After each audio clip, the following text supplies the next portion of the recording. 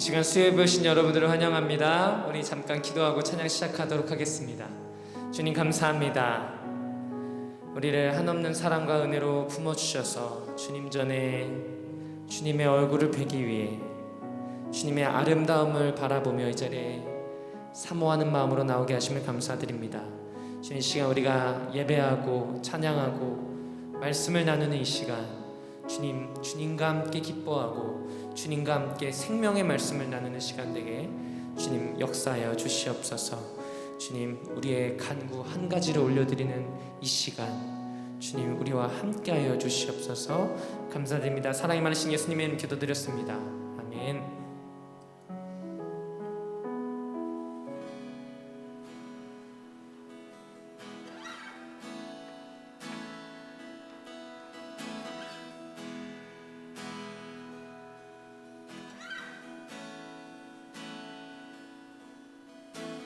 주님 앞에 간구했었던 한 가지 그것을 구하리니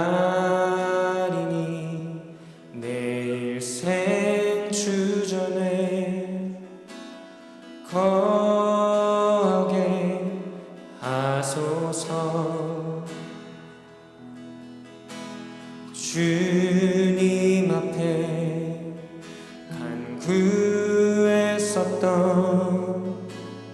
한 가지 그것을 구하리니 내 일생 주전에 거하게 하소서.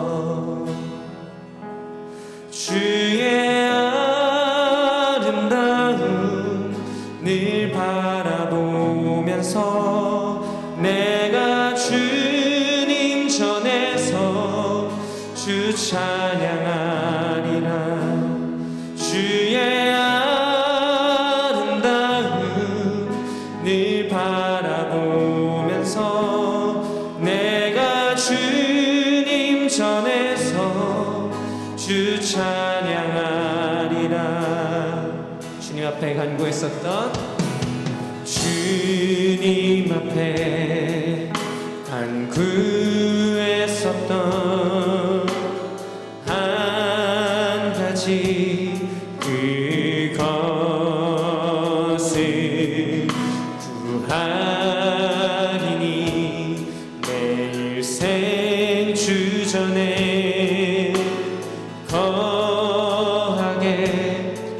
한 번 더 찬양합니다. 주님 앞에 간구했었던 주님 앞에 간구했었던 한 가지 그것을 구하리니 내 일생 주전에 거하게 하소서. 주의 아름다움 늘 바라보면서 내가 주님 전에서 주 찬양하리라. 주의 아름다움 늘 바라보면서 내가 주님 전에서 주 한 번 더 주의 아름다움 주의 아름다움 늘 바라보면서 내가 주님 전에서 주 찬양하리라. 주의 아름다움 늘 바라보면서 내가 주님 전에서 주 찬양하리라. 주님 앞에 간구했었던 한 가지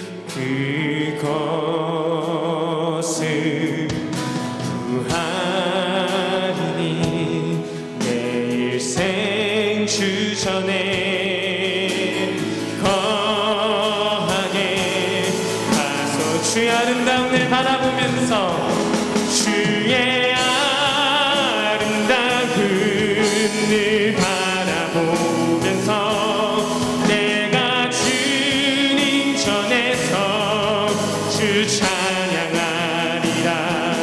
주의 아름다움 늘 바라보면서 내가 주님 전에서 주의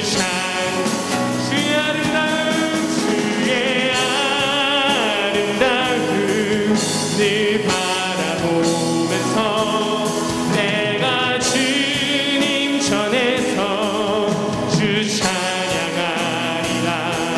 주의 아름다움 늘 바라보면서 내가 주님 전에서 주 찬양하리라. 주님 앞에 간구했었던 한 가지 그것을 구하리니 내일 생주 전에 거하게 하소서. 아멘. 우리 일평생 소원이 주님의 전에서 주님의 아름다움 바라보는 것인 줄 믿습니다. 다 같이 박수 치면서 찬양하도록 하겠습니다. 주님 뜻대로 살기로 했네. 주님 뜻대로 살기로 했네. 주님 뜻대로 살기로 했네.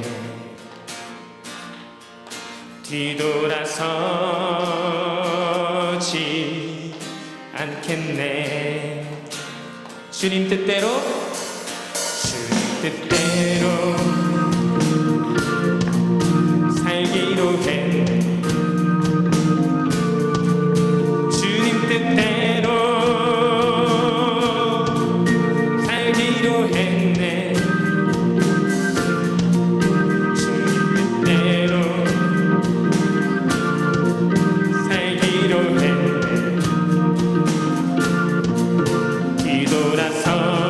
뒤돌아서지 않겠네.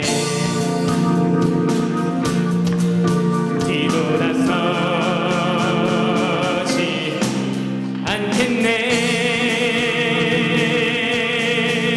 어떠한 시련이 와도 수많은 유혹 속에도 진실하신 주님 약속 나 붙들리라. 세상이 이해 못하고 우리를 조롱하여도 진실하신 주님 약속 나 붙들리라. 그리고 돌아서지 않으리. 세상 사람 이 세상 사람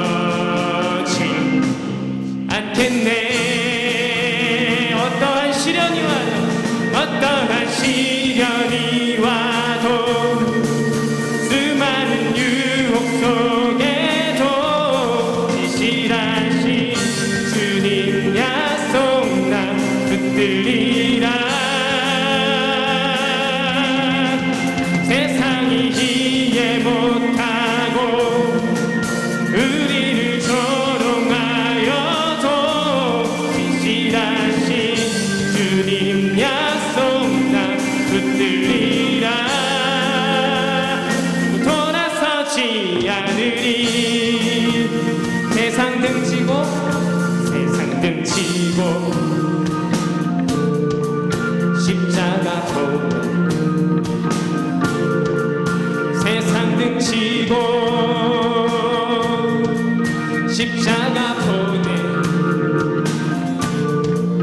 세상 등지고 십자가 보내 뒤돌아서지 않겠네.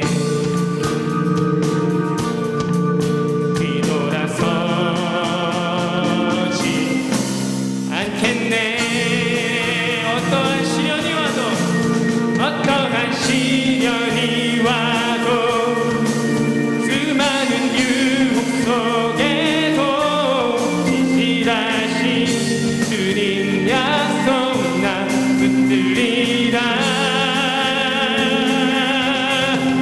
세상이 이해 못하고 우리를 조롱하여도 진실하신 주님 약속만 한 번 더 찬양합니다. 어떠한 시련이 와도 어떠한 시련이 와도 수많은 유혹 속에도 진실하신 주님 약속 나 붙들리라. 세상이 이해 못하고 우리를 조롱하여도 진실하신 주님 약속 나 붙들리라. 또 돌아서지 않으리. 주 이름 찬양. 주 이름 찬양. 외방물 흐르는 그한 땅에 살 때에 주님 찬양. 주 이름 찬양. 지른 광야와 같은 길 걸어갈 때도 주님 찬양. 모든 축복 주신 주님 찬양하리. 어두운 날이 다가와도 난 외치리. 주의 이름을 찬양해. 주의 이름을 찬양해. 영화로운 주 이름 찬양. 주의 이름을 찬양해.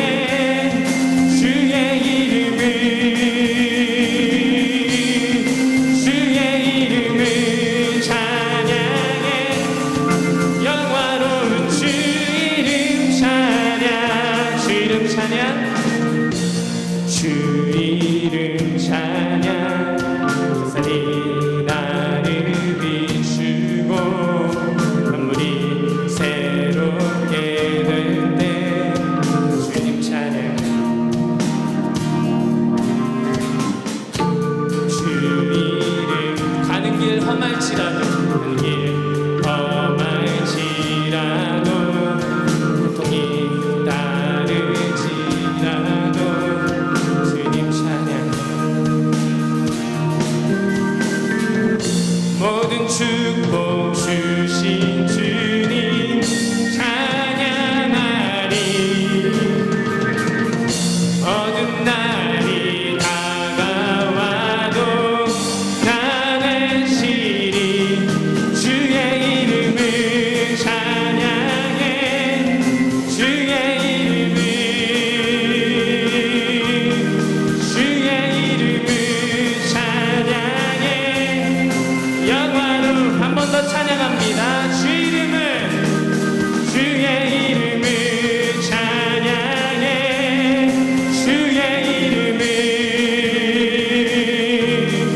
주의 이름을 찬양해. 영화로운 주 이름 찬양. 아멘. 아멘. 우리 다 같이 오직 주의 사랑 사랑하며 찬양하도록 하겠습니다.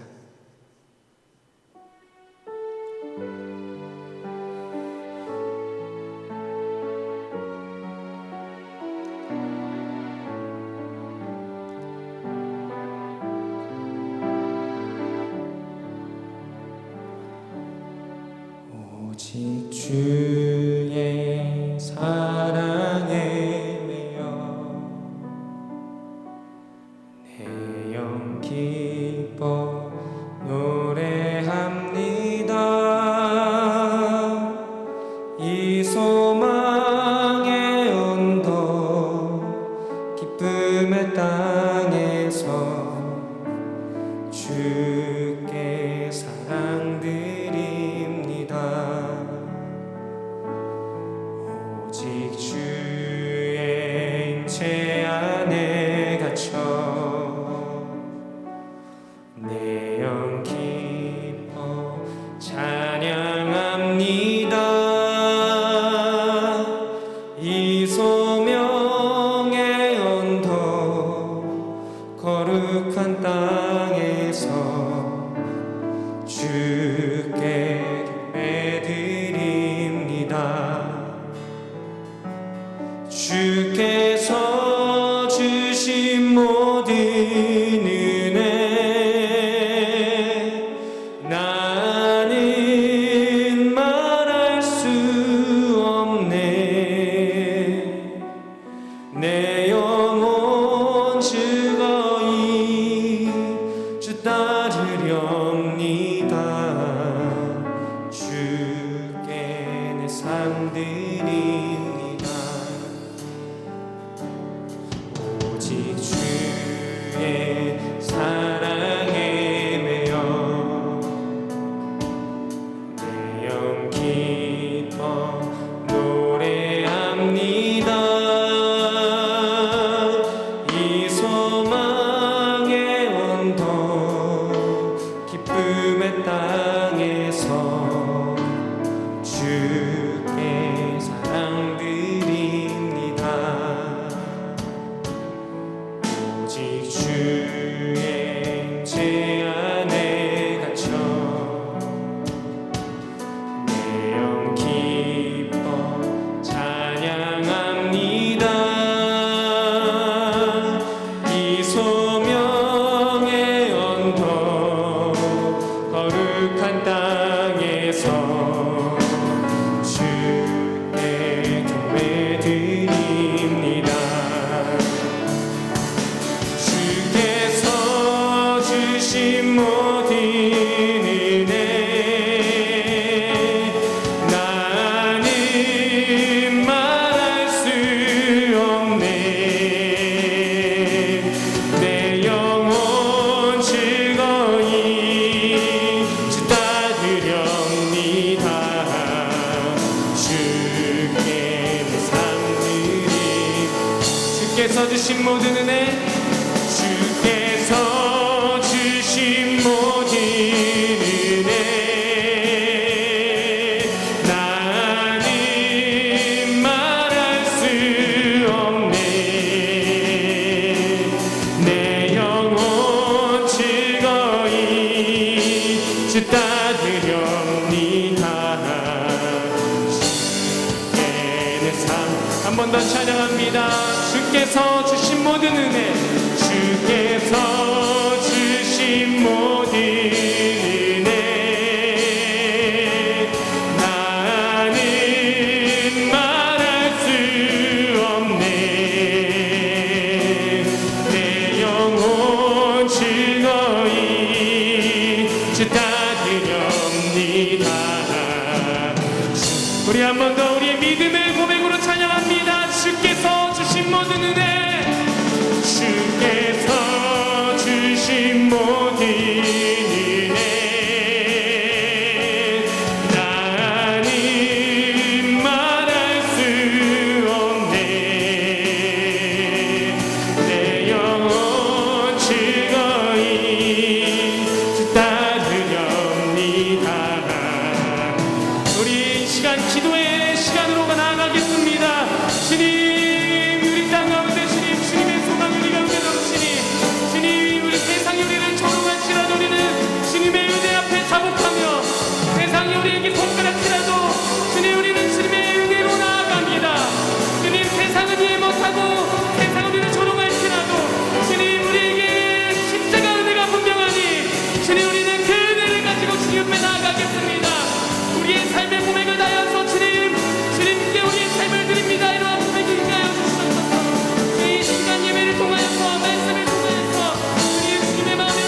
선포되게 하여 주시고, 주님 그 말할 수 없고 영원할 수 없는 주님의 인도하심과 주님의 그 충만한 은혜의 시간 나타나게 하여 주시옵소서.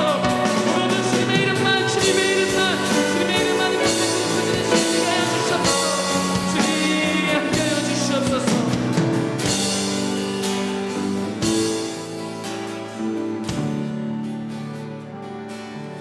주께서 주신 모든 은혜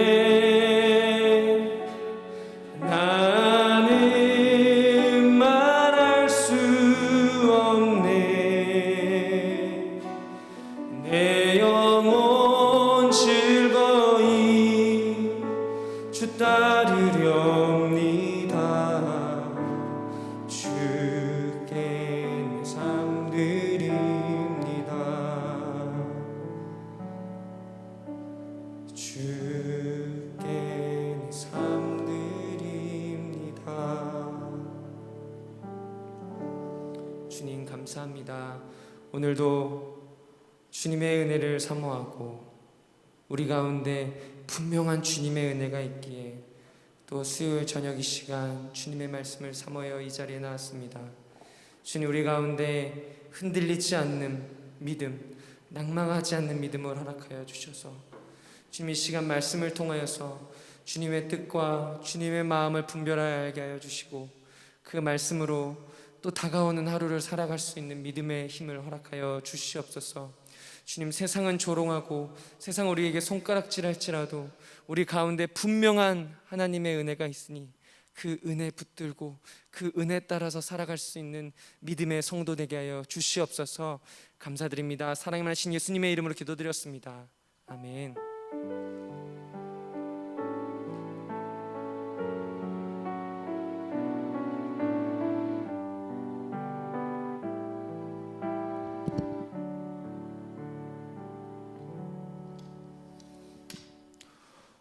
오늘 우리 함께 보실 하나님의 말씀은 룻기 4장 9절부터 12절의 말씀입니다. 룻기 4장 9절부터 12절의 말씀입니다. 저와 함께 한 절씩 봉독하도록 하겠습니다. 보아스가 장로들과 모든 백성에게 이르되 내가 엘리멜렉과 기럨과 말론에게 있던 모든 것을 나오미의 손에서 산 이래 너희가 오늘 증인이 되었고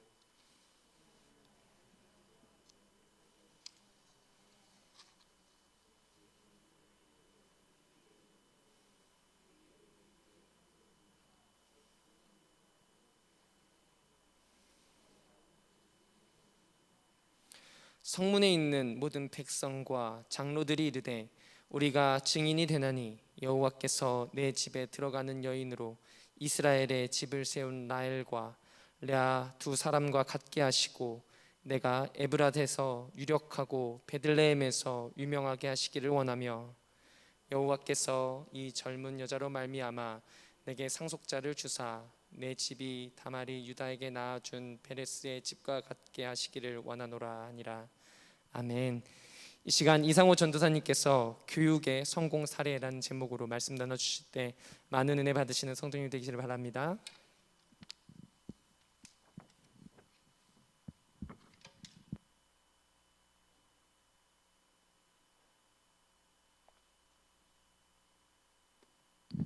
네, 오늘 통성경 오늘 다룰 부분은 룻기 전체 부분입니다. 룻기 전체 부분인데 방금 읽으신 부분은 4장 9절에서 12절 말씀입니다. 오늘 다룰 룻기, 이 룻기는 매우 짧습니다. 룻기는 4장으로 이루어져 있는데요. 이 짧아가지고 사실 비중이 다른 이제 성경의 장들에 비해서 크지 않다고 생각하시기가 쉽습니다. 그 내용은 그렇지만 짧지만 여러분이 오늘 저랑 같이 읽어보시면은 짧지만 굉장히 치밀하다, 이런 느낌을 아마 받으실 수 있을 거라고 생각이 듭니다. 이 룻기의 그 특별한 점, 성경의 다른 장들과 다른 점이 무엇이냐라고 말하면은 재밌다는 겁니다. 매우 재밌습니다. 여러분 읽어보셨죠? 거의 룻기 모르시는 분이 없으실 거예요. 그 룻기만큼 성경의 다른 장에 비해서 재밌는 게 없습니다. 예를 들면 레위기 같은 경우는 굉장히 지루하고요. 열왕기상은 역사 내용이라서 뭐라고 하는지 잘 모르겠고요. 뭐 그런데 룻기만큼 그 아침 드라마 같은 그런 재미가 참 쏠쏠한 게 이런 룻기입니다. 마치 로맨스 소설 이야기 같은 그런 느낌이죠. 그런 접근하기 쉬운 부분, 그런 이야기가 바로 이 룻기일 것입니다. 근데 또 거기 안에 기승전결이 확실하게 있습니다. 그래가지고 그 갈등이 생기고 갈등이 해결되고 해피엔딩으로 딱 끝나는 그 반전을 볼 때 우리가 이제 이 카타르시스를 느끼게 되는 그런 부분이죠. 드라마틱한 그런 부분입니다. 이렇게 단순하면서도 재미있으면서도 또 여러분이 오늘 저랑 같이 들여다보시면은 또 그렇게 단순하지 않고 매우 의미심장한 논의될 만한 부분이 많이 있구나라는 것을 이제 느끼시게 될 겁니다. 그래서 제가 오늘 좀 단순하지 않은 부분들을 조금 한번 여러분과 같이 이야기를 해보려고 합니다. 첫 번째 룻기 1장입니다. 룻기 1장은 나오미의 귀향과 룻의 선택입니다. 이 룻기는 이제 나오미, 룻 그리고 보아스가 주된 인물입니다. 배경은 사사 시대이고요. 사사 시대에 이스라엘의 흉년이 들자 베들레헴에서 살던 나오미는 가족들과 함께 흉년을 피해서 이웃 나라 모압으로 이주하였습니다. 모압에서 살다가 10년쯤 살다가 남편이랑 두 아들이 거기서 다 죽었습니다. 죽게 되자 이제 나오미는 며느리 룻과 함께 고향으로 돌아오게 됩니다. 이 나오미의 남편인 엘리멜렉은 베들레헴에 있을 때 땅을 소유하고 있었던 것 같습니다. 근데 모압으로 이제 이주해 나오면서 그 땅의 소유는 두고 경작할 수 있는 권리만 처분해서 이제 모압 땅으로 들어온 것 같습니다. 근데 모압 땅으로 왔는데도 불구하고 이 삶이 잘 풀리지가 않았던 것이 남편과 두 아들이 다 잃어버리고 또 모든 것을 잃고 다시 결국에는 베들레헴으로 돌아오게 되었습니다. 이 부분에서 우리는 그 야곱의 이야기를 조금 생각해 볼 수가 있습니다. 이 야곱이 흉년이 들자 곡식을 얻으려고 아들들을 이제 보냈죠. 그곳에 이제 그 요셉이 있었습니다. 그죠? 요셉이 있었는데 거기다가 베냐민도 두고 오고요, 유다도 두고 오고요. 뭐 그래가지고 요셉의 계략이었긴 하지만요. 이 야곱이 요셉도 잃고 시므온도 잃었는데 베냐민도 잃었다고 한탄하는 장면이 창세기 42장에 잘 나와 있습니다. 이 길에서 이 흉년이 들면은 다른 이웃 나라에 이제 곡식을 얻으러 가고 그렇게 하긴 했는데 우리 창세기나 이런 것들을 보시면 이 기소 본능이 있습니다. 그 이스라엘의 조상들 아브라함, 야곱 비롯해서 항상 고향 땅을 그리워하고 나중에 죽어서는 다시 고향 땅으로 가서 묻히곤 했습니다. 이 흉년으로 인해서 고향을 떠난 피치 못할 사정이 있던 이 나오미였지만 결국에는 그 불안과 고통 속에서 다시 고향으로 돌아갈 수 있는 그런 선택을 하였다라는 것은 내 그 고향 땅과 그곳에 살던 사람들 그리고 그 조상들의 신이신 하나님을 다시 찾으려고 가게 됐다, 이런 이야기인 것이죠. 그래서 이제 나오미의 고백이 자기는 모압 땅으로 갔었지만 거기는 고통뿐이었고 나는 그래서 고향 땅으로 돌아가겠다라는 이제 얘기를 하고 있습니다. 이 나오미의 가족이 결국 도망했지만 다시 자신들의 신 하나님이 있는 곳으로 돌아가야겠다라고 이제 말하고 있는 것입니다. 이제 근데 가야 되는데 문제가 며느리들이었습니다. 며느리가 있었는데 며느리들한테 이제 이렇게 얘기합니다. 너희는 그러니까 아들들이 각자 결혼한 며느리들이 모압 땅 사람이었어요. 그러니까 며느리들한테 너희 고향이 여기 모압이니 너희들의 신과 너희들의 친척을 찾아서 다시 고향으로 가라. 거기 가서 다른 이제 재혼을 해서 새 남편을 맞이하고 새 출발을 해라. 이렇게 권합니다. 근데 이 며느리들 중에서 다른 며느리들은 네 알겠습니다 하고 그렇게 갔는데 오직 룻만이 시어머니 곁을 떠나지 않겠다고 말합니다. 그러니까 이제 나오미가 이렇게 얘기를 합니다. 1장 13절에 내 딸들아 그렇지 아니하니라 여호와의 손이 나를 치셨으므로 나는 너희로 말미암아 더욱 마음이 아프도다 하매 15절에 나오미가 또 이르되 보라 내 동서는 그의 백성과 신들에게로 돌아가나니 너도 너의 동서를 따라 돌아가라. 여기서 알 수 있는 것이 이 나오미는 자신의 뿌리를 유다 땅에 두고 있는 것이죠. 자신의 뿌리를 유다 땅 그리고 자신의 뿌리를 하나님께 두고 있고 이방인은 며느리 룻은 룻의 고향 땅은 여기 그 룻의 고향 땅은 모압신이라고 이제 거기에 이제 그런 개념을 갖고 있다는 것이죠. 이래서 이제 나오미는 유다에서 모압으로 이주를 왔지만 아직까지도 자기는 이방인이다라고 이제 생각을 하고 있는 것입니다. 우리가 쉽게 생각하면은 이주 1세대들은 아무리 미국에 오래 살았어도 자기가 한국 사람이다 이렇게 얘기를 하는 것과 비슷한 얘기겠죠. 네, 그렇게 얘기를 하고 있는 것이죠. 여전히 이방인의 신분이었던 나오미였던 것입니다. 그래가지고 이제 그 룻을 설득을 하는데요. 쭉 설득을 합니다. 근데 그 나오미가 룻을 설득하는 말들에는 다 틀린 게 없습니다.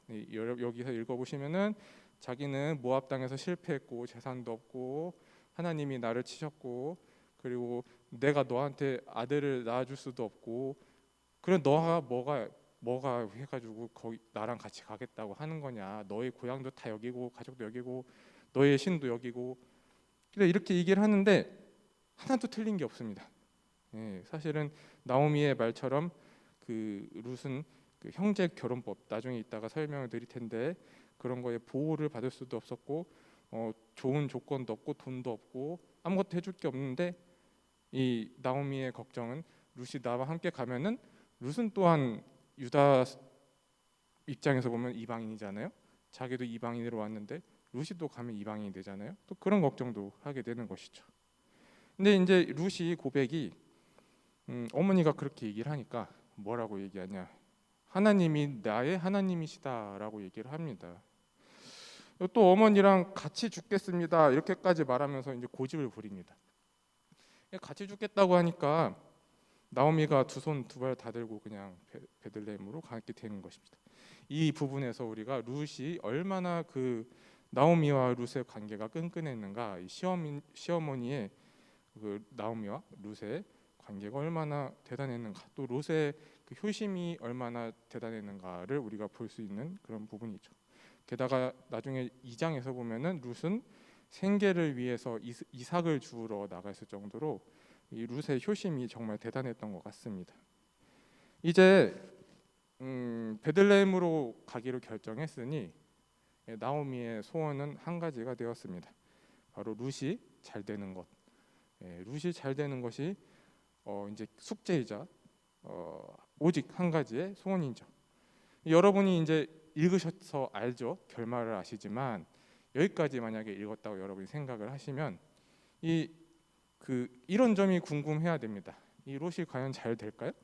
이방인의 입장에서 유다로 갔을 때 롯이 과연 일이 잘 풀릴까요? 아무것도 없는 롯, 결혼이 잘 될까요? 이런 이제 궁금증을 이제 가질 수 있게 되는 것입니다. 롯이 이방인임에도 불구하고 유다에서 적응을 할 수 있는가? 또 하나님이 롯에게 복을 주실 것인가? 이런 것이 이제 중요 쟁점이 되는 것입니다. 그런데 나오미가 뭐라고 얘기를 하냐면 나오미는 이미 희망을 일찌감치 접었습니다. 20절에 뭐라고 얘기하냐면 나오미가 그들에게 이르되 나를 나오미라 부르지 말고 나를 마라라 부르라. 이는 전능자가 나를 심히 괴롭게 하셨음이라. 이게 뭐냐? 이미 가가지고 하는 말이 나는 이미 하나님께 버림받은 몸이다. 엄청 이게 이제 상심, 자기의 모든 것을 잃었다 이 표현이잖아요. 더 이상 나에게 희망이 없다. 이런 거의 그런 말과 다름이 없습니다. 그런데 어떻게 너희가 나를 나오미라고 부르냐? 내 이름을 바꿔가지고 부를 정도로 그런 얘기를 하고 있는 것이죠. 이 상심, 이 밑바닥까지 간 이 상태에서 과연 하나님이 어떻게 하실 것인가? 이게 이제 반전의 스토리가 이제 진행이 되는 기본이 되는 것이죠. 이제 그래서 룻 2장입니다. 룻 2장 룻과 보아스의 만남.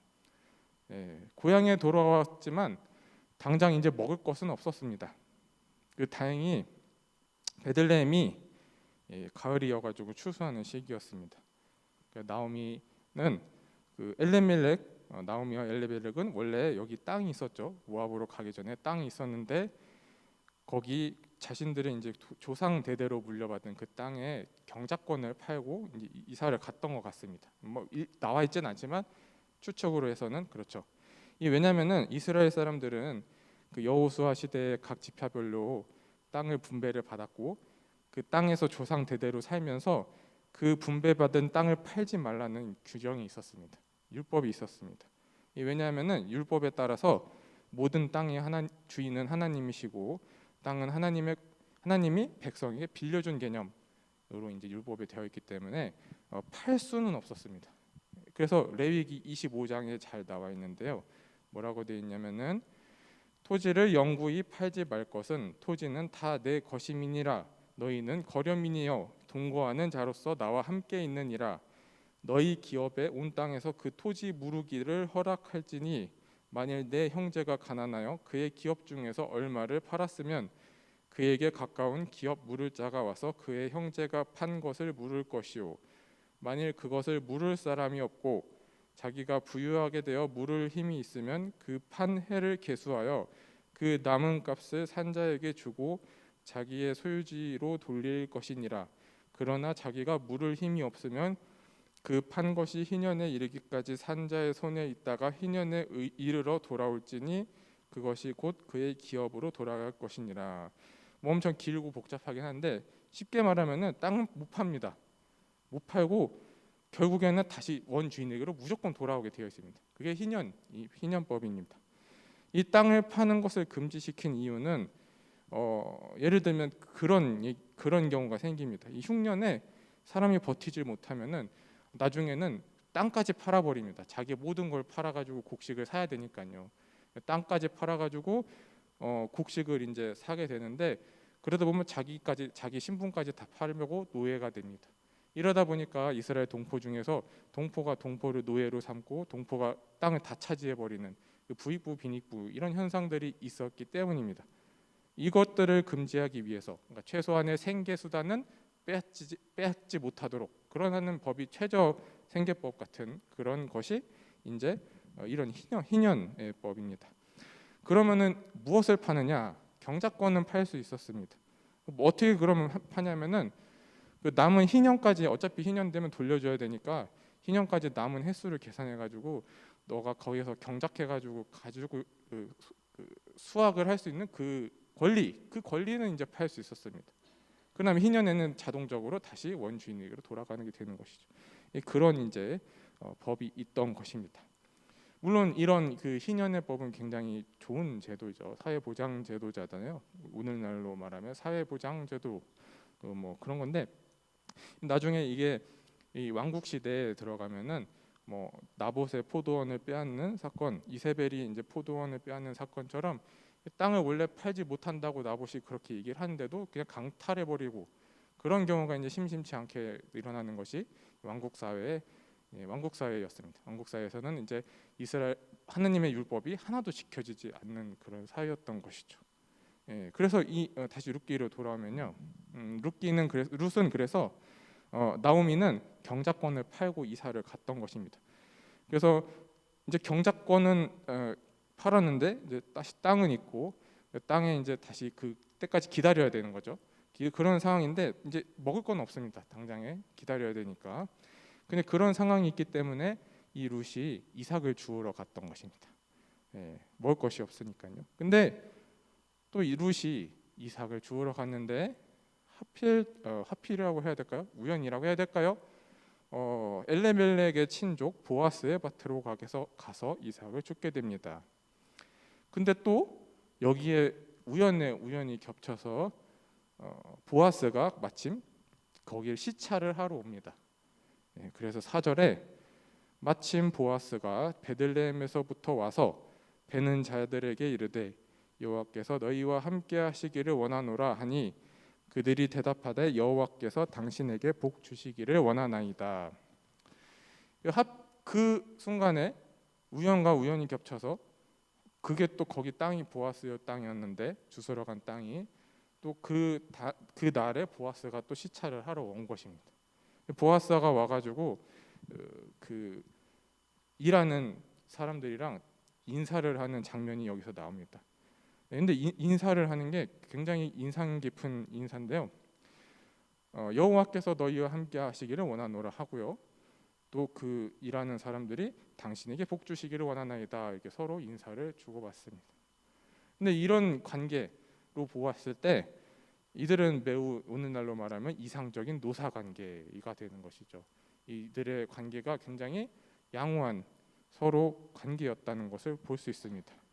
이들은 그러니까 땅 주인과 노예와의 관계가 아니고요, 단지 땅 주인과 계약을 맺고 경작을 하는 품꾼, 이런 관계였던 것 같습니다. 대등한 관계였겠죠. 그래서 이 품꾼이라는 게 중요합니다. 이 품꾼에 관한 규정이 레위기 19장 13절에 나와 있습니다. 여기서 뭐라고 되어 있냐면은 너는 내 이웃을 억압하지 말며 착취하지 말며 품꾼의 삭슬 아침까지 밤새도록 내게 두지 말며. 예, 이제 이 품꾼에 대한 규정이 여기서 나옵니다. 그러니까 돈 밀리지 말고 주란 얘기입니다. 예, 그러니까 노동법이 이미 있는 거죠, 레위기에. 그래서 이 품꾼이 노예랑은 완전히 다른 개념입니다. 노예가 또 언급되는 부분이 신명기에 있습니다. 신명기 15장 12절에 뭐가 있냐면 내 동족 히브리 남자나 히브리 여자가 내게 팔렸다 하자 만일 6해 동안 너를 섬겼거든 7째 해에 너는 그를 놓아 자유롭게 할 것이요. 신명기 15장 18절에 그가 6해 동안에 품꾼의 삭세 배나 받을 만큼 너를 섬겼은즉 너는 그를 놓아 자유하게 하기를 어렵게 여기지 말라. 그리하면 내 하나님 여호와께서 내 범사에 내게 복을 주시리라. 이 얘기는 동포를 노예로 만들었다는 얘기입니다. 동포를 노예로 만들었을 때도 동포를 놓아주란 얘기입니다. 예. 그리고 그 7번째 되는 해에 놓아주란 얘기입니다. 예, 그런 얘기죠. 품꾼의 삭세, 노예가 훨씬 많이 일을 하니까 그거를 너네가 생각하면은 필히 놓아주어라, 이렇게 얘기를 하고 있는 거죠. 동포를 노예로 삼는 거는 사실 바람직한 공동체상은 아니잖아요. 네, 이런 규율들이 있습니다. 근데 룻기에서 보는 묘사되는 이 보아스와 거기 일꾼들의 관계는 어떤 레위기의 율법을 지키고 있는 이상적인 노사 관계가 되는 것이죠. 뿐만 아니라 이 보아스가 룻에게 대하는 태도도 굉장히 배려해 주는 것이 있습니다. 이 룻에 대해서 이제 누군지 묻고 사환에게 누군지 묻습니다. 이 소녀가 누구냐라고 얘기하니까 이 사환이 이 소녀가 모압 땅에서 와가지고 여차저차 했습니다라고 얘기를 하죠. 그러니까 이제 보아스가 룻에게 얘기를 합니다. 너는 다른 밭으로 가지 말고 여기서 이삭을 주어라. 다른 밭에 가면 괜히 해코지 당하니까 거기 가지 말고 여기서 주어라, 이렇게 얘기합니다. 그러면서 이제 하나님께서 너희를 보호하실 것이다라고 하는 구절이 있습니다. 이스라엘의 하나님 여호와께서 그의 날개 아래 보호를 받으러 온 내게 온전한 상 주시기를 원하노라. 근데 이거는 사실은 조금 이해하기 어려운 게 룻은 이방인이잖아요. 이방인인데 하나님 보호가 너에게 있다라고 말하는 거는 사실 조금 깨림직합니다. 왜냐하면은 이로부터 모세 때부터 모압 땅에서 막 멸망할 놈들 막 그러고 이방인들 엄청 배척했습니다. 사실 이 구절은 의미심장한 구절이죠. 이방인도 받아들여서 하나님의 보호를 받을 수 있다라고 규정을 해놓는 거죠. 어떻게 보면 이방인에 관한 법이죠. 그 이방인에 관한 법이 레위기 19장에는 사실 있습니다. 그래서 이거를 얘기를 하는 건데요. 또 세 번째 또 뭐가 있냐면은 심지어 같은 상에서 먹고 마셨습니다. 보아스가 이리로 와서 떡을 먹으며 내 떡 조각을 초에 찍으라 하므로 룻이 곡식 베는 자 곁에 앉으니 그가 볶은 곡식을 주매 룻이 배불리 먹고 남았더라. 그러니까 같이 일하던 사람들이랑 주인이랑 룻이랑 같은 자리에서 같이 먹었습니다.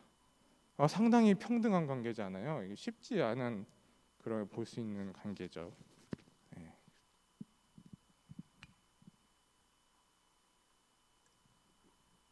그래서 이거는 또 레위기에 그 법을 지키는 모습이 여기서 나오는 것입니다. 레위기 19장 9절에서 10절에 뭐라고 되어 있냐면은 너희가 너희의 땅에서 곡식을 거둘 때에 너는 밭 모퉁이까지 다 거두지 말고 내 떨어진 이삭도 줍지 말며 내 포도원의 열매를 다 따지 말며 내 포도원에 떨어진 열매도 줍지 말고 가난한 사람과 거류민을 위하여 버려두라. 나는 너희의 하나님 여호와니라. 그러니까 곡식을 거둘 때 떨어진 이삭을 줍지 말고 그냥 남겨놔서 가난한 사람들, 혹시 나그네들, 그런 사람들을 위해서 그냥 두라라는 얘기입니다. 그리고 또 외국인을 보호하는 법이 19장, 다 19장입니다. 지금 33절에 또 있는데 거류민이 너희의 땅에 거류하여 함께 있거든 너희는 그를 학대하지 말고 너희와 함께 있는 거류민을 너희 중에서 나은 자 같이 여기며 자기같이 사랑하라. 너희도 애굽 땅에서 거류민이 되었었느니라. 나는 너희의 하나님 여호와니라. 그러니까 외국인도 포용할 수 있는 그런 법이 이미 레위기에 있었다는 것이죠. 이것이 이제 율법의 정신입니다. 하나님이 보아스가 너가 하나님이 보호하실 것이다라고 얘기하는 건 이 레위기 19장 33절을 근거로 얘기를 하는 것입니다. 그렇게 해가지고 이 보아스는 어떻게 보면 굉장히 레위기의 모든 법을 완벽하게 지키는 그런 사람이었던 것이죠. 그래가지고 이 며느리 룻이 남의 밭에 떨어진 이삭을 잘 주우러 갔다가 굉장한 은혜를 입고 옵니다. 그 그림 하나를 띄워주세요. 네, 이게 밀레의 이삭 줍기라는 그림입니다. 여기 평화로운 이삭 줍는 세 여인이 있는데 여기서 무엇을 느끼시나요? 어떤 농민의 그런 평범한 일상, 또 서정적이고 온화한 그런 묘사, 그런 것들을 이제 느끼실 수 있는데 평화로운 이런 목가적인 그런 것들, 이런 걸 이제 그래서 밀레가 그렸을 때 밀레를 보고 이제 사실주의 화가다라고 얘기를 했습니다. 어떤 이 단순한 작품에서 평화로움과 경건함을 느낄 수 있는 그런 거죠. 그런데 재밌는 게 뭐냐면 당시에 있던 사람들 중에 밀레는 그러니까 단순히 밀레는 시골 사람이니까 그냥 시골을 보는 것 보고서 그렸다. 근데 이건데 그 시대에 그 부르주아 비평가들이 있었는데요. 저기 뒤에 보면은 잘 안 보이시긴 할 거예요. 그 뒤에 보면은 말 탄 사람이 있고 그 일하는 사람 종들이 있습니다. 그래서 일하는 거 감독하는 그런 게 나옵니다. 저기 뒤에 있습니다. 일꾼이랑 감독하는 그런 말 탄 지주가 있는 것이죠. 근데 이거를 뒤에 있는 그 부분을 보고 굉장히 불편하게 생각을 한 겁니다. 그래서 그 부르주아 비평가들이 이 밀레를 보고 공산주의자 막 이랬습니다. 공산주의자 뭐라고 비평을 했습니다. 근데 그러니까 자본가들 대농장을 소유하고 있는 그런 사람들 비판하려고 저게다 그림에다 집어넣었다 이런 아무튼 그렇습니다. 그래서 빈부격차를 고발하고 농민과 노동자들을 암묵적으로 선동하는 것이다. 이 그림이 그렇게 얘기를 한 겁니다. 밀레가 그걸 의도했는지는 잘 모르겠지만 어쨌든 그런 불만을 가진 그런 분들이 있었다는 거죠. 마찬가지로 이 그림을 보고 생각하실 때 이 룻기를 좀 생각을 해보시면은 그 아까 제가 말씀드렸던 이스라엘 나중에 왕국 시절 나중에 그 희년 제도가 완전히 무너졌다고 말씀드렸잖아요. 하나님의 율법이 전혀 지켜지지 않는 상황. 나봇이 땅을 못 팝니다. 율법대로 내가 못 팝니다라고 했는데 가서 강탈하고 가져오는 상황. 또 주변에 있는 포도원들 다 뺏어가지고 큰 농장을 만들고 거기서 노예를 부리고 같은 동포를 노예로 삼고 이런 상황에서 그 또 룻과 같은 이방인을 차별하는 사회 이스라엘 그런 상황에 또 가난한 자들을 핍박하고 이삭 한 톨도 남기지 않는 자비가 없는 사회 그런 이스라엘 시대 상황 속에서 만약에 이 룻기라는 이야기를 읽었으면은 누군가는 굉장히 불편했겠죠, 그죠? 또 누군가는 또 다른 생각을 했었을 것이고요. 그런 생각을 해볼 수가 있는 것입니다. 우리가 이 밀레의 이삭 줍기와 마찬가지로 누구는 이 룻기를 보면서 하나님의 율법을 지키는 것이 정신을 지키는 것이 어떤 의미인가 또 어떤 사람들에게는 율법의 정신을 지키는 것이 과연 필요한 것인가? 이런 생각들을 해볼 수 있었다는 것입니다. 여러분이 생각할 때는 하나님의 율법 과연 지킬 만한 것입니까? 옛날에 그냥 구약에만 써있던 옛날 쾌쾌묵은 지킬 가치가 없는 법들이라고 생각을 하시는 건가요? 그런 고민을 한번 해보시기를 바랍니다. 그 3장, 룻기 3장입니다. 룻과 보아스의 결혼 문제가 있습니다.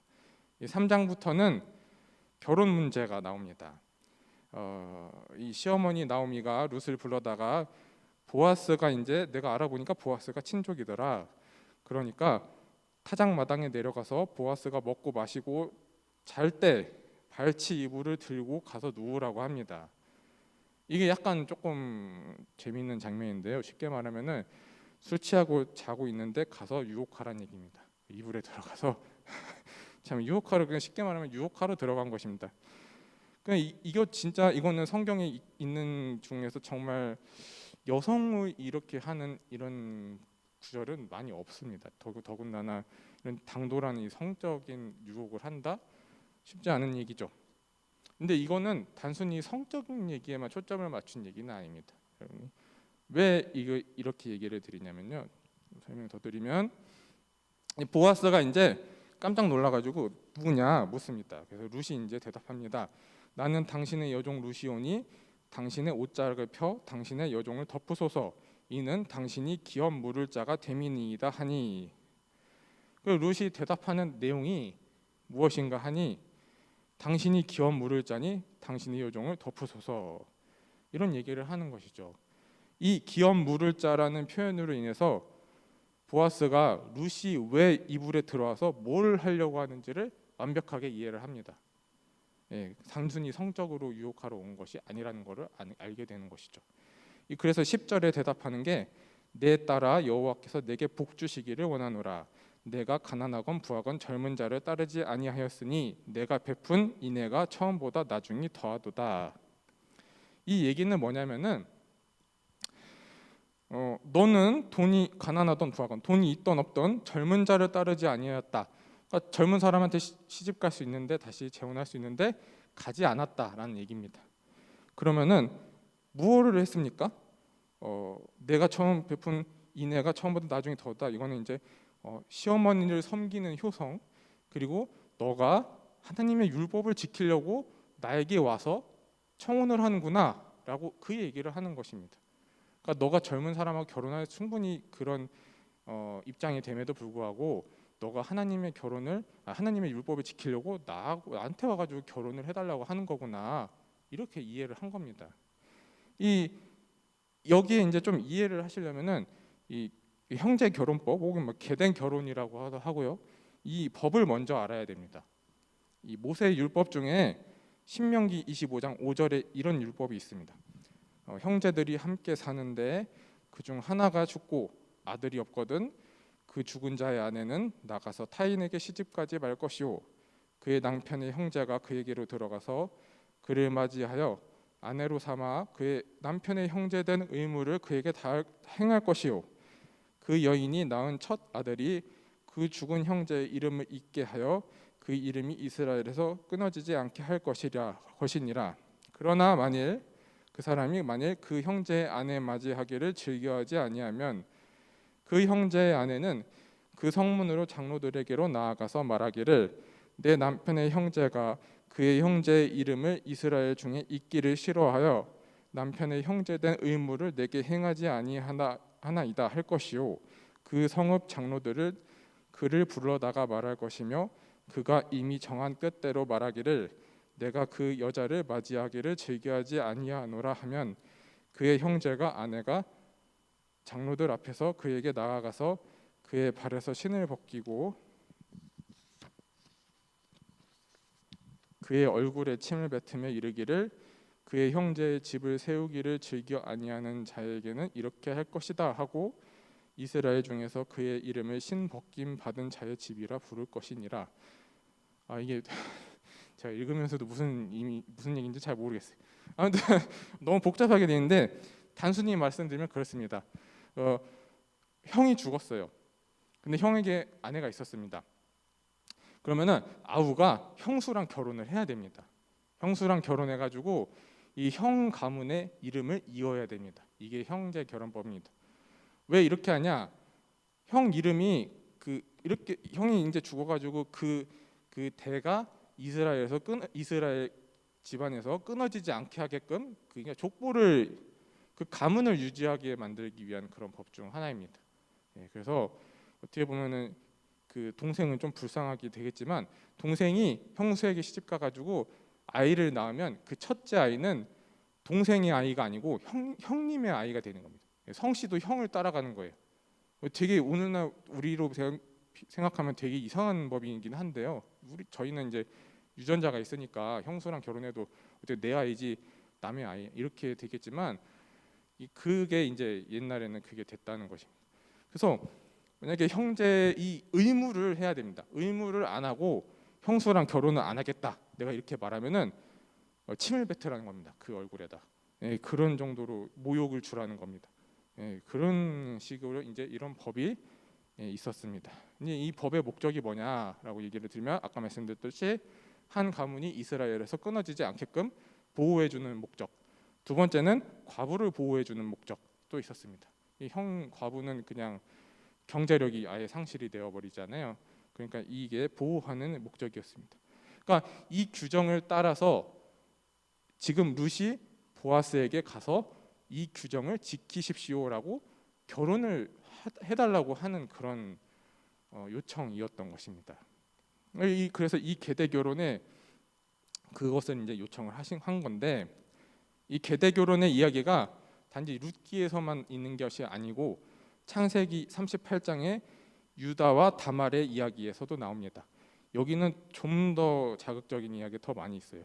그래서 이 유다가 율법의 이제 계대 결혼법에 따라서 둘째 아들 오난을 형수인 다말에게 시집을 보내었습니다. 근데 이 오난이 뭔 짓을 했냐면은 아이를 낳으면 형님 아이가 되잖아요. 그게 싫어가지고 사정을 땅에다가 사정을 하였다. 성경에 표현된 그대로입니다. 땅에다가 사정을 하였다라고 표현이 되어 있습니다. 그러니까 아이들을 안 낳게 만들어 버렸다는 거죠. 그래가지고 이 형수가 애를 못 낳습니다. 왜 이렇게 했냐? 결혼해가지고 그 아이는 내 아이가 아니게 되고 더군다나 그 아이에게 내 유산까지 나눠줘야 됩니다. 그러니까 본인한테는 엄청 손해인 거죠. 이 동생한테는 손해인 법이 됩니다. 그래가지고 이제 그렇게 한 건데 이후에 이제 더 일이 생긴 게 이 유다가 다말에게 뭐라고 얘기하냐면은 그리고 나서 이제 저기 오난이 죽습니다. 그리고 나서 유다가 다말에게 뭐라고 얘기하냐면 그 셋째 아들인 셀라가 클 때까지 기다리라고 얘기를 합니다. 아직 셀라가 어리니까 얘는 아직 너한테 시집 보내기 어리니까 기다려라 했는데 나중에 안 보냅니다. 그냥 보내기 싫었던 거죠. 안 보내려고 한 건데 안 보냈습니다. 그래가지고 유다가 창녀로 분장을 해가지고 다말이 창녀로 분장을 해가지고 유다를 속여가지고 관계를 맺고 아이를 낳았습니다. 그 이야기는 아시죠? 그래서 그 다음에 이제 마을 사람들이 와서 다말이 행음하였다라고 이제 죽이려고 하니까 다말이 그 유다가 갖고 있던 도장이랑 끈을 보내면서 내가 관계를 맺어서 내 아이는 누구 아이다 이렇게 딱 얘기를 해버립니다. 그러니까 유다가 그것을 알아보고서 이거는 내 잘못이 맞다. 너가 옳다. 너가 의롭다. 왜냐면 다말이 율법을 지킨 것이고 나는 율법을 안 지킨 것이니까 너가 옳다. 이렇게 얘기를 해버린 겁니다. 이렇게 하고 이제 이야기가 끝이 나는데요. 이 이야기랑 마찬가지로 그 오늘 룻의 이야기도 비슷한 면이 있는 것이었습니다.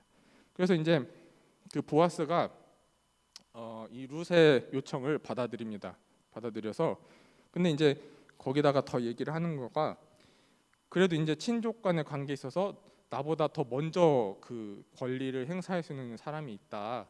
그러니 그 사람에게 먼저 물어보고 그 사람이 포기를 하면 그때 내 순번이 되는 것이다. 법적으로. 그러니까 그렇게 하자. 약속을 해줍니다. 그렇게 만약에 하면은 그 사람이 포기하면 내가 반드시 해줄게라고 약속을 하게 됩니다. 이 보아스도 어떻게 보면은 엄청 율법을 철저하게 지키는 사람이었습니다. 단순히 그냥 룻이 와서 결혼해달라고 했을 때 결혼하겠다고 할 수 있음에도 불구하고 그래도 나보다 먼저 권리가 있는 사람이 있으니 가서 물어봐야 된다라고 얘기를 한 것이죠. 그리고 나서 이제 룻이 오해받지 않도록 조용히 새벽에 나갈 수 있도록 배려해주는 그런 자상함까지도 보여줍니다. 그리고 나서 이제 보아스가 성문에서 그 아무개를 기다립니다. 성경에 아무개라고 나와 있습니다. 아무개란 얘기는 비중이 없다는 얘기입니다. 비중이 없어가지고 아무개입니다. 그래서 성경에 특정인이 없다는 얘기는, 이름이 없다는 얘기는 비중이 없는 사람이라고 생각하시면 됩니다. 그래서 어쨌든 그 아무개가 와가지고 아무개를 찾아가지고 성읍 장로 10명이랑 같이 해가지고 이런 얘기를 합니다. 나오미 땅이 있는데 땅을 너가 살려면은 룻과도 결혼을 해야 된다. 법적으로 이렇게 얘기를 합니다. 그러니까 이제 이 아무개가 이렇게 얘기합니다. 나는 내 기업에 손해가 있을까 하여 나를 위하여 물으지 못하노니 내가 물을 것을 내가 물으라. 나는 물으지 못하겠노라 하는지라. 왜 이렇게 얘기를 하냐면은 아까 설명이 드렸듯이 결혼을 하면요, 첫째 아이는 내 자식이 아닙니다. 두 번째는 내 재산도 그 아이에게 갑니다. 그러니까 만약에 내가 결혼해서 아들이 이미 있었는데 여기 형수랑 또 결혼을 하면은 내 아이에게 갈 재산도 이 아이에게 또 가는 겁니다. 여러모로 손해입니다. 굉장히 손해를 보는 거죠. 그래가지고 이 기업 물을 자 이 아무개가 권리를 포기하겠다는 의미로 신을 벗어가지고 보아스에 줍니다. 이 신을 왜 벗어주냐면은 이 토지의 소유주가 그 토지를 걸을 때 신발로 걷는다. 그래서 토지의 소유주만이 신발로 걸을 수 있다. 이런 권리의 상징으로서 신발 그 상징을 벗어서 주는 것입니다. 권리를 너가 가져라. 이런 풍습에서 나왔다고 하네요. 그래서 보아스가 결국에는 룻을 아내로 맞이하게 되는 것이죠. 그래서 하나님의 축복으로 아들을 낳게 되고, 그리고 이 두 사람의 결혼, 그리고 그 결혼식을 축하하는 사람들의 축하 메시지, 이것으로 이제 룻기가 해피엔딩으로 끝납니다. 이 축복하는 말들이 그 마지막 4장 뒤쪽에 쭉 있어요. 그래서 이 축복하는 말들이 쭉 이어지는데 조금 재밌는 거는 이 12절에 뭐가 나오냐면 여호와께서 이 젊은 여자로 말미암아 내게 상속자를 주사 내 집이 다말이 유다에게 내어준 베레스의 집과 같게 하시기를 원하노라 하니라. 이건 뭐냐면 다말이 유다 사건을 언급하고 있는 겁니다. 룻기에서요. 그러니까 다말이 유다 그 법과 룻기의 이 룻이 처했던 상황이 같다라고 얘기를 하고 있는 것이 의도적으로 거기 들어간 겁니다. 그래서 이제 마지막 4번 보아스의 족보, 룻기 4장 18절부터 22절까지는 족보가 나옵니다. 다말의 아들인 베레스에서 살몬이 보아스를 낳고, 보아스가 오벳을 낳고, 오벳이 이새를 낳고, 이새는 다윗을 낳았다. 이렇게 이제 끝이 납니다. 그래서 이 족보의 끝이 누구냐? 다윗입니다. 다윗. 그래서 보아스가 오벳을 낳고, 오벳이 이새를 낳고, 이새가 다윗을 낳았다. 이 족보가 이제 끝이 나는 것이죠. 여기 재밌는 거 보면은 아까 말씀드렸는데 기업을 이었을 때 그 자식이 낳더라도 형의 이름을 갖게 된다고 말씀을 드렸잖아요. 근데 재밌는 거는 여러분이 그 오류를 찾아내실 수 있는 게 그 말론의 아내였잖아요, 룻이. 그러면 보아스가 결혼해도 아들을 낳으면 말론의 이름이 들어가야 됩니다. 여기 보면은 보아스가 오벳을 낳았다고 얘기가 되어 있습니다. 이거는 잘못된 거죠. 원래 율법적으로 보면, 그러니까 보아스가 오벳을 낳은 게 아니고 말론의 오벳을 낳고 이렇게 기록이 돼야 되는 게 맞는데 그렇게 기록이 안 됐다는 얘기는 두 가지밖에 안 됩니다. 첫 번째는 오벳이 둘째 아들이다. 첫째 아들은 따로 있다. 근데 아마 그거는 아닐 거라고 생각합니다. 그러면은 왜 이렇게 기록이 되었느냐 하면은 결국 족보라는 것은 하나님의 율법을 지키고 이어온 믿음의 조상이다. 이렇게 얘기를 하고 있는 것이죠. 그러니까 이 보아스가 지키고 이어온 하나님의 율법, 그리고 그 믿음의 행위가 더 중요하니 당연히 보아스의 계보가 맞다. 이렇게 얘기를 하고 있는 것입니다. 그렇게 생각해 볼 수 있는 것이죠. 그래서 이 룻기에 하나님의 율법을 지키려고 노력했던 보아스, 그리고 아픈 세월을 다 지내고 다시금 하나님의 축복을 받은 이 나오미, 그리고 지극한 시어머니에 대한 효심, 또 하나님의 그 이방인임에도 불구하고 하나님의 율법을 따르고자 해서 축복을 받았던 이 룻의 삶이 이 룻기에는 아름답게 그려져 있는 것입니다. 그래서 이들의 결과는 다윗의 계보, 또 나아가서 마태복음에서는 그리스도의 계보로 이어지게 된 것이죠. 우리가 여기서 아까 질문을 드렸던 것처럼 하나님의 율법이 과연 우리에게 필요하냐라는 질문을 던졌잖아요. 그렇게 생각을 해볼 수 있는 것입니다. 여기서 우리가 배울 수 있는 것, 단지 하나님의 율법이 사람을 제한하고 너 하지 마, 이거 하지 마 하는 그런 관습적인 법이 아니라 오히려 이것은 진정으로 공동체가 하나님께 복을 받을 수 있는 길이다. 이렇게 봐라. 룻과 보아스처럼 하나님의 율법을 지켰을 때 하나님께서 복을 주시지 않으셨느냐, 이런 얘기를 이제 룻기에서 하고 싶은 것입니다. 이 룻기에서 보여주는 얘기입니다. 따라서 하나님의 법을 경시하고 무시하지 않도록 우리가 지켜 행해야겠습니다. 또 우리가 이거는 지켜 행할 뿐만 아니라 대대로 자녀들에게 가르쳐서 하나님의 율법이 불필요한 것이 아니고 이것을 따라서 할 때 오히려 너에게 복이 된다, 이런 얘기를 룻기를 통해서 자녀들에게 해줄 수 있는 것, 그것이 우리가 자녀들에게 가르칠 수 있는 유산이 될 것 같습니다. 말씀을 마치고 기도하겠습니다. 기도하시겠습니다. 사랑해 주님 감사합니다. 오늘 룻기를 통하여서 우리가 배운 것, 하나님의 말씀을 따라서, 율법을 따라서, 그 정신을 따라서 살려고 했던 그런 인물들의 이야기, 또 지극정성으로 시어머니를 보필했던 룻, 그리고 그들의 삶이 아름답게 하나님의 복을 받는 것으로 우리가 룻기를 읽어보게 됩니다. 하나님, 우리가 하나님의 주신 율법이 그 정신이 단지 오래되고 간섭적이고 사람을 묶는 것이 아니라 그것을 지키고 이루어 나갈 때 진정으로 우리의 공동체가 하나님께 복을 받고 우리 자신이 복을 받는 길임을 우리가 알도록 하시옵소서. 또한 우리 자녀에게도 그것을 가르쳐서 지키게 하시옵소서. 예수님의 이름으로 기도드립니다. 아멘.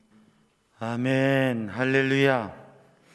오늘 그 룻기의 귀한 말씀, 율법, 하나님의 말씀을 교육하는데 그 하나님의 율법 교육에 우등생, 모범생, 성공 사례, 사사기 시대의 특징은 뭐냐면 사람들이 시간이 흘러가면서 자기 소견대로, 자기가 옳다고 생각하고 자기 좋은 대로 살아가는 게 사사기 시대의 특징이에요. 광야 40년 만나 세대를 세우고 가나안 정복해서 땅 분배하고 가나안 정착 400년, 100년, 200년, 300년이 지나니까 사람들이 하나님께서 하나님의 백성, 하나님의 나라를 세워 가시는데 그 주신 율법을 그걸 지켜서 살던 게 100년, 200년, 300년 지나니까 자기 소견대로 다 살아가는 시대가 됐는데, 그때도 오직 하나님의 말씀으로, 모세오경 하나님 말씀으로 율법으로 가득해서 살아가는 것도, 결혼하는 것도, 또 삶에 무엇을 하는 것도 하나님의 말씀을 따라 살았던 그런 말씀으로, 율법으로 가득한, 그래서 그 하나님 뜻대로 살아가기를 힘썼던 보아스를 통해서 하나님의 말씀 교육이 그 가정에 100년, 200년, 300년 계속 이어가서 이 보아스를 통해서, 또 이새를 통해서, 다윗을 통해서 이 말씀이 이어져 가면서 그 가문에서 결국은 요셉이 메시아 탄생의 주인공으로, 예수님의 아버지로 서게 된 거죠. 이게 하나님의 말씀을 1000년 동안 이어가는 가정, 그게 바로 보아스, 이 보아스와 아브라함의 자손, 또 보아스와 그리고 다윗의 가문이, 다윗이 다윗왕 된 게 그냥 뭐 운이 좋아서 된 게 아니라 어떻게 해요? 하나님의 말씀 율법을 배우고 그 말씀대로 사는 삶, 이 교육의 모범 사례가 되는 우등생이 된 보아스, 다윗, 이들을 통해서 하나님의 놀라운 역사가 일어난 거죠. 그 오늘 본 말씀에 아까 우리 전사님 얘기했지만 아무개라고 하는 사람, 아무개라고 하는 사람은 같은 가문이에요. 아브라함의 자손이에요. 그리고 이